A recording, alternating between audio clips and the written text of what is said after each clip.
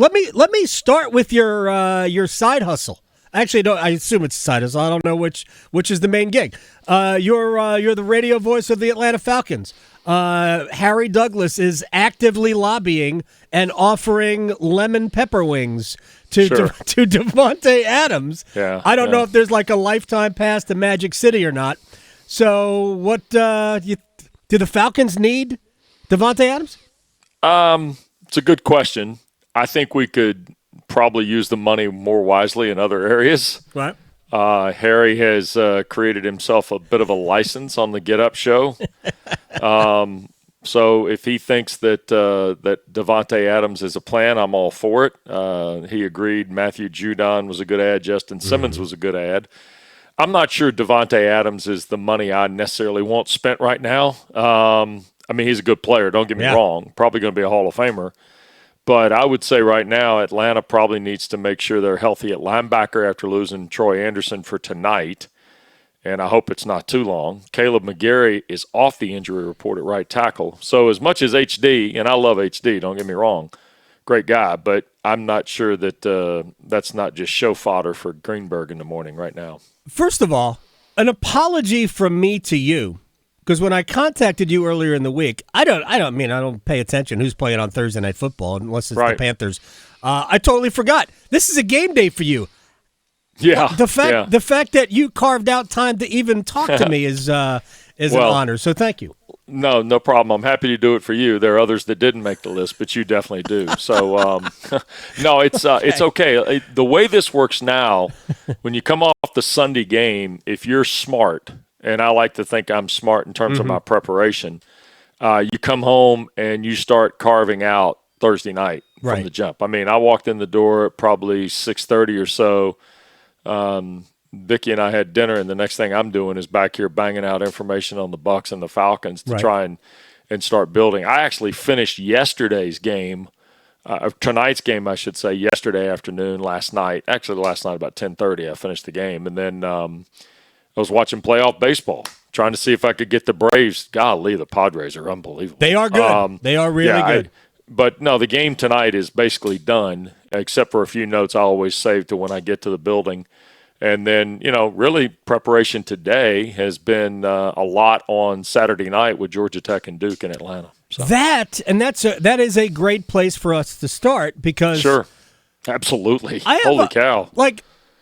I don't have a great. I mean, I've watched Duke play and they're 5-0, and I mean, you could argue, and if I were not a fan of what they have done, I would be very easy. It would be easy for me to argue that they should be 2-3. I think they should have lost the game at Northwestern. It was amazing to me that they won that game. That was a great comeback and what stick-to-itiveness in overtime. And I really think that, and I haven't talked to Manny much since that game, I'd be interested to know how much of a bridge they crossed that night. Right. And then I think what happened last Saturday is a culture changer for who they are. I really do. I think that you're talking – and look, I thought there were pieces – remember, we were there in the spring to kind of do the spring deal with them. And the offensive line was a mess by all accounts, right? You saw the arm talent, Malik Murphy. You knew about Jaquez Moore. You knew about Jordan Moore. You didn't know Dalmolin was going to come back, which I thought was pretty important. I would say this, that I'm starting to think, though, that in many ways Manny has blended what was successful for the last 2 years with Mike Elko, and Jonathan Brewer and Jonathan Packey have come in, and with their staff infrastructure, Adam, they've done just a marvelous job of creating positive reinforcement for what that football team goes through. Yeah, we're going to talk to Manny in about 45 minutes, and I'm fascinated to figure out how they have done this, because we've seen situations in other football teams, but other sports where there's an established core of players and they are used to doing things a certain way. That's it. And how do you blend what you want to do, what these guys are good at doing already? I think the thing that really gets me about this past weekend is that I think the thing Duke does best is throw the ball. Even though they can run it, I think the thing they do best is get Malik Murphy throwing the ball down the field. And they're down 20-0. It would have been very easy to say, well, we have to keep doing this. And they went the other way. And and it's such a lesson for teams that even though you're down 3 touchdowns, you can still run the football, because Duke did that almost exclusively for the last, 2.5, quarter and a half of that game. Right, I agree with that. I think the other part about it is this. When we left them in the spring, they had some portal influence. Right. But they got some more. And I think and we're actually trying to compile this for Saturday night's telecast. I'm going to kind of go behind the scenes here a little bit. We want to show you a roster composition of Duke of recruiting, like the December sign period, right? Mm-hmm. After Manny got the job, the December signing period. We then want to show you that first portal window, right? Which is early December to mid-January type deal. And then we want to show you the spring window. And then we want to show you the enrollees who from the recruiting class came, maybe in June. Just how that roster got put together. In addition to, don't forget this, he kept some guys. I mean, the guys had a chance to go get in the portal. Aeneas Peoples went and got in the portal. Right. Wesley Williams stayed. V.J. Anthony stayed. I can't tell you how much I think of who they are in the secondary. Stinson, Pickett, Terry Moore. That's a really, really good secondary. Yep. And I love Trey Freeman. I've been a huge Trey Freeman fan for a long time. I thought he was a terrific player last year. Of course, he makes the game-winning play the other night. But I'll tell you this now. The thing that has caught my eye, and this is what I mean by the portal, and we're going to have this discussion all the way through the college football season, is who you take in the portal and what you get in the portal. You can take a lot of guys, but what do you get from those guys? And he has gotten a ton out of a kid from Homer, Louisiana, who went to Coffeyville and New Mexico State and was rumored at one point to be going to Cal and might have wanted to go to Vanderbilt with his old coach and his quarterback. And Star Thomas is a thing. Yeah. Star Thomas is become a thing. Now, the question is, how long does the thing last? I think he's got staying power, his ability to catch the ball, his ability certainly to run the ball. The second thing, and the last part I'll add here to answer your question, is what they've done the offensive line to get cohesion. Given what I saw in the spring and what they have now, it's amazing. It's a great coaching job. It's a great culture-building job, too. Yeah, Star Thomas, you can't tackle him. Well, at least Carolina couldn't tackle him, but then again, that might have been a North Carolina problem. Certainly, it looks like we're venturing back into old habits, no matter who the defensive coordinator is. Right. Real quick, because the other side of the coin is, I think we know Georgia Tech is good. So this is Duke is an underdog going to Atlanta, not a big, not a 9-point underdog. I guess that is a sizable underdog for somebody who is 5-0. So, but the Yellow Jackets present a lot of problems. They do, and they're coming off a bye week, and their losses, the one at Syracuse and certainly the one at Louisville, I thought at Syracuse they were tired. Brent Key may tell you different. I thought against Louisville they were their own worst enemy. They still had a chance to win, and they gave the ball away, unimaginable. I mean, Haynes King tried to basically what Cam Ward did the other night with a push pass right. that almost scored a damn touchdown. Haynes King did it, and it went the other way on a fumble. And then at the end of the game, they've got a chance to cut the margin, and they get the blocked field goal that gets run back for a touchdown. So I think Georgia Tech's bye week probably came at a good time. I think they have refined themselves a little more into what they are. Haynes King's been terrific from a completion percentage standpoint. Hasn't been sacked, Adam? Come on. Who's that? Well, right? It'll be tested this week because Duke does that better than anybody. Yeah, Duke does it better than anybody, so the irresistible force meets the immovable object, right?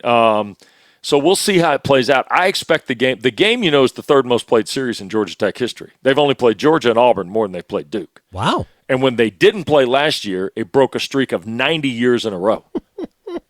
I mean, seriously. Wow. What are we doing? But Duke and Georgia Tech, it's an interesting series. And the last time Duke undefeated at 5-0, 30 years ago, they came to Atlanta and Robert Baldwin ran nuts. Yep. And Duke won the game. And do you know who quarterbacked the Jackets that day? Let's see. Who quarterbacked the Yellow Jackets? That was 84, right? Because Duke, I think 94. 94. That's the Robert Goldsmith team, or whatever. Fred Goldsmith. That just made him a different person. By the way, do you know that was the year before I started doing Georgia Tech? By the way, I was not doing the games. You were still at Vanderbilt? I was. All right. I'm still at Vanderbilt. Do you know who the quarterback was that day? Starter for the Jackets. For the Jackets, Wasn't Donnie Davis. I even know who Donnie Davis is. Was it your brother? Cummings High School. Went to Cummings High School in Burlington, North Carolina. Donnie Davis did. He's a parade All-American. Who was the quarterback? Is Bobby Tom Ross? Luganbill. Are you joking? No, I'm not. Oh, that's great. Get ready for Saturday night. We got foul footage. Oh, my God. Oh, I'm sure he was a strapping young man. Oh, Palomar Junior College, come right in. Georgia Tech went 1-10. Bill Lewis got fired. It was a great moment for him. He can't wait for me to roll that video. Oh, Saturday. that is fantastic. Absolutely. Robert Baldwin, I think Robert Baldwin just ran down the 85 connector downtown. He's still running in this stadium. Oh, that is phenomenal. All right, yeah. Let me ask you, between two ACC teams, who you got, Clemson or Miami? In terms of? Who you think is there at the end? Well, I think they're both there at the end. Okay, they will be in Charlotte. I think those are the two teams going to Charlotte. Now, let me say this. The team I saw last Saturday night has a puncher's chance to be in Charlotte, SMU. Okay, yeah, they overcame that loss to BYU. As it turns out, BYU might be the best team. That's not a bad loss. Yeah, right, that's not a bad might be loss. the best team in the Big 12 right now. Let me put it to you this way. They have plenty of firepower on offense. They're a different team with Kevin Jennings, and they're not a pushover on defense. They're not a pushover on defense. They got playmakers on defense. Wilson, the linebacker, is terrific. I think at the end of the day, you're going to see Rhett Lashley has got a little bit more under the hood than people realize.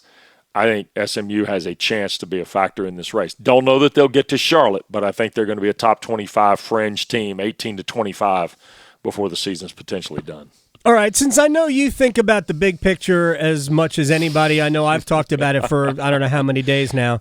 Yeah. You have thoughts on the Big Ten and SEC getting together to take the 80% of the college football playoff pie and say, here's what you get, like it or lump it? I think this is where we're going. Everybody's got to be honest with one another, and we got to get chancellors and presidents to understand. We're not. My old joke, right? I mean, we're not here for homecoming dances and letter jackets anymore, right? Right. It's true.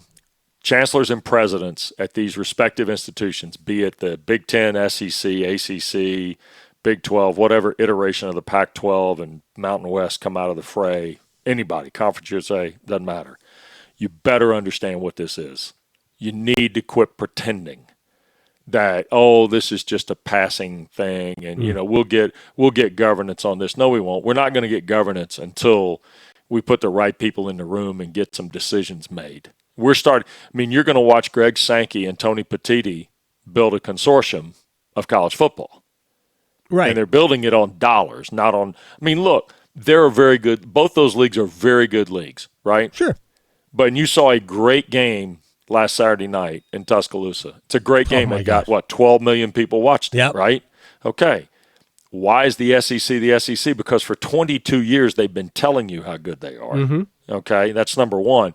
But in reality, those were two of the four best teams in the Southeastern Conference playing each other last Saturday. Correct. That's why that game was so good. Mm-hmm. You get Ohio State later in the year potentially playing Penn State. We think that might be two of their three best teams, right? If we get Clemson and Miami in the ACC championship game, that might be the two of the three maybe best teams in the ACC. Yeah. Every team's got a shell of two or three teams. But what they're trying to do, and I get it, when you got the bigger cuts of the pie, Adam, you can certainly, call for the loudest donations. But the idea that the Big Ten and the SEC want to run roughshod and claim X number of automatic bids, I'm not surprised by any of that. I don't know why anybody would be. I'm not surprised by it, but what I will be surprised by are the people who cover this sport. I will be surprised if nobody calls it out. Okay, well, let me ask you this. And there's a wonderful podcast that's just been released by Stephen Godfrey and Ryan Nanny called Who Killed College Football. Okay. It's a wonderful podcast. Who Killed College Football? Yeah, the first episode is now out. And I think both are gifted writers, and they've put together kind of the first episode is, they're looking at who killed college football from the aspect of who changed the dynamic landscape. So what we have right now in television, and look, I'm in this process too, okay, is you have to discern when somebody, like in our case, I'm on the ACC Network 90% of the time. I might do a basketball game or a football game on ESPN or ESPN2. But now that I don't do a daily show, I'm rarely asked for opinion or, quote, analysis, right? So when people hear, I'll use Paul as the example because for some reason or another it's become a talking point of why the ACC doesn't have someone like Paul. Right. When Paul Feinbaum talks on Get Up about college football, don't ever forget that Paul Feinbaum also appears on SEC Nation. Right. His bread is buttered by the fact that the Southeastern Conference has a relationship with the Entertainment and Sports Programming Network. Caveat, we're both employees of that operation. When Paul appears on Get Up and starts to comment on the ACC, one could say there's an agenda. Sure. Okay? Because it's in his best interest that the Southeastern Conference be the biggest pig at the trough. Okay? So why would you support Florida State? Why would you do this? Look, there's business being done all over the place when it comes to analysis and reporting. What I try to do is I try to be as objective as I can, despite what you get on social media.